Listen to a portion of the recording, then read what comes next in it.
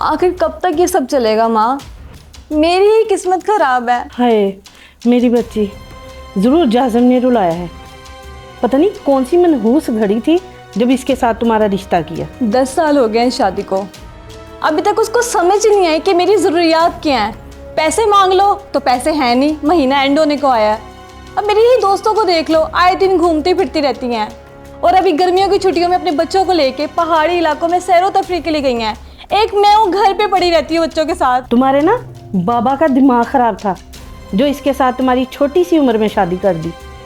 देख सोच के किया होता ना तो आज ये दिन ना देखने पड़ते। माँ अब्बा को कोई और नहीं मिला था, इस फुकरे के साथ शादी कर दी है। तुमने ही जाज़म को सर पे चढ़ाया है। उसको बताओ इतनी गुर्बत में गुजारे नहीं होते। क्या करूँ मैं माँ, थक गई हूँ इस रिश्ते को निभाते निभाते। करना क्या है वही करो जो 10 साल से करती आ रही हो। बात बात पे तंग करो, फिर इसकी अकल ठिकाने आएगी कि बीवी की हर ख्वाहिश पे जी हजूरी करनी कितनी ज़रूरी है। अगर ज़्यादा ही गुस्सा करे ना तो दे देना धमकी कि जा रही हूँ बच्चों को लेके मेके हमेशा के लिए। फिर देखना सारी गेम तुम्हारे हाथ में होगी। और फिर भी ना डरे तो बीमार होके गिर जाना, आ जाना मेके। माँ मुझे लगता है वो आ गए हैं। अच्छा माँ मैं आपसे बाद में बात करती हूँ। तो क्या हुआ आ गया है तो? अब माँ पे भी बात करने पे पाबंदी है। बेटी की शादी की है, बेची नहीं। आखिर आप चाहती क्या हैं? हमें जीने देंगी कि नहीं? आपके पढ़ाए सबक ने हमारा जीना हराम कर रखा है।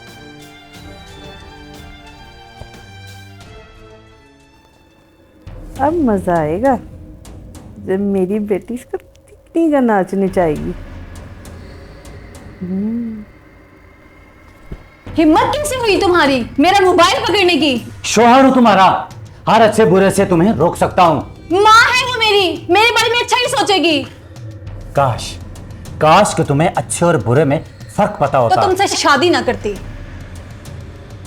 बंदा इतनी गर्मी में आता है उसको पानी पूछते हैं। तुम्हारे तो यहाँ पे शिकवे ही खत्म नहीं होते। नौकर हूं तुम्हारी, खुद जाके ले लो। अच्छी बदतमीजी है।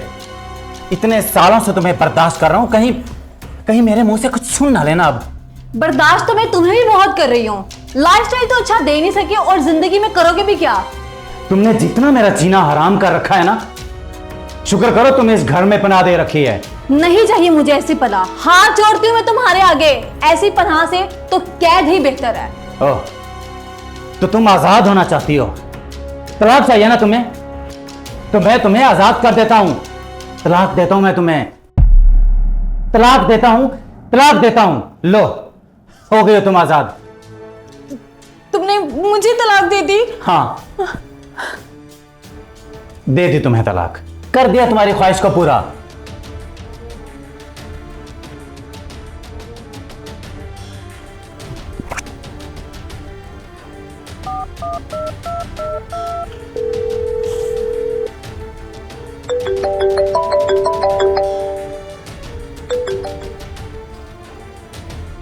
ले जाइए अपनी बेटी को, मैं अब और बर्दाश्त नहीं कर सकता। बेटा, मैं माफी मांगता हूं अपनी बेटी की तरफ से। जरूर उससे कोई गलती होगी। मैं उसे समझा दूंगा। काश कि आंटी ने उसे पहले समझा दिया होता, लेकिन अब वक्त बहुत गुजर चुका है। मैं उसे तलाक दे चुका हूं।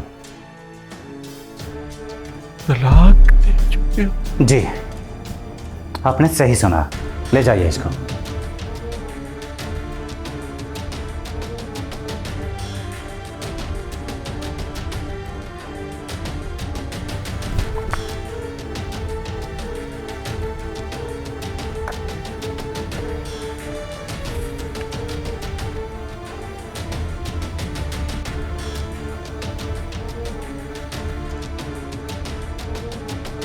लो संभाल लो अपनी बेटी को। यह तो आपने किए का सिला भुगत आई है, और तुम्हारे सबक पढ़ाने का भी। अब तुम्हें भी कोई इनाम मिलना ही चाहिए। क्या मतलब इस बात का? मैंने कहा था तलाक लो। जब बेटियां ब्याह दी जाती हैं ना, तो उनकी जिंदगी में दखल नहीं दिया जाता। बेटियों की खैर खबर ना रखे तो क्या उनको लावारिस छोड़ दें? लावारिस होना क्या होता है, इसका एहसास तब होता है जब मर्द का साया सर पर नहीं। तुम्हें भी इनाम चाहिए, मैं तुम्हें तलाक देता हूं। मैं तुम्हें तलाक देता हूं। मैं तुम्हें तलाक देता हूं। तुम मां बेटी को तलाक मुबारक हो।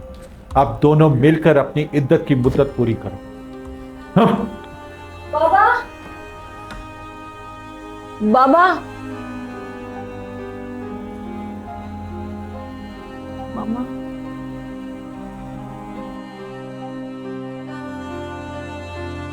हेलो बाबा, बाबा आपकी तरफ आए हैं? यहाँ भी नहीं है, ठीक है। बाबा यहाँ पे भी नहीं है।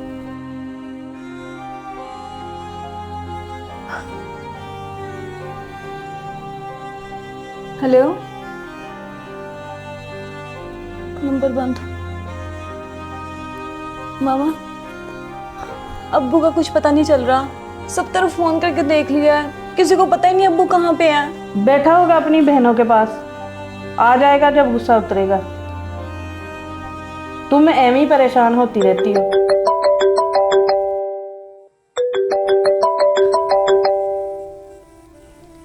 एम्बुलेंस सर्विस से बात कर रहा हूँ। अहमद साहब को हम लोग घर लेके आ रहे हैं। अब्बू ठीक तो हैं? बड़े अफसोस से कहना पड़ रहा है कि वो अब इस दुनिया में नहीं रहे, फुटपाथ पर मुर्दा हालत में मिले हैं। शायद उनका दिल बंद होने की वजह से उनकी जान चली गई।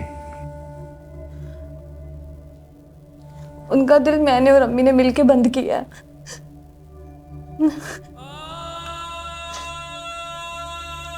मामा, मामा हमने अब्बू को मार दिया। हमने अब्बू को मार दिया।